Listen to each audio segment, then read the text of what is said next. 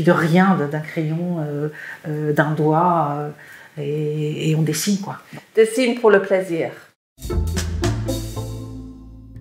Observer le monde et essayer de traduire en ligne, en forme, en termes de dessin, c'est quelque chose qui est plus en plus important à faire. C'est la pratique qui leur permet le plus de liberté et de spontanéité, et qui est aussi plus facilement libérateur. Mais en même temps, ça rend les gens heureux. Depuis toujours. Et moi aussi, depuis toujours.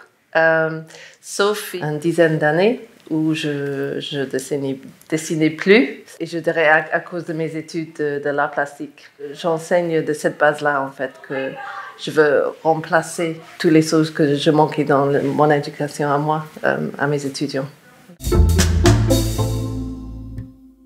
Enfin, la façon dont on l'enseigne, c'est que c'est vraiment, on appelle ça hands-on, c'est les mains dedans, quoi. Donc ils arrivent, comme là, vous l'avez vu dans le workshop, ils étaient tous dedans et pensant à rien d'autre, et on arrive en quelques heures, en 3 heures comme ça, à créer une énergie et une synergie, que ce soit au niveau de leur dessin, même entre eux, et c'est cette énergie qui fait la force aussi du dessin.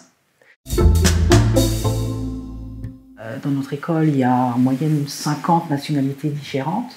Et du coup, c'est ça qui a fait qu'on a eu cette idée de cet atelier, où on fait ressortir cette difficulté justement de langage, quand on essaye de donner des instructions ou de partager une idée avec quelqu'un d'autre, en se servant justement de Skype, qui a encore une forme naturelle de déformation, aussi bien visuelle qu'auditive, donc il rend les choses encore un peu plus compliquées.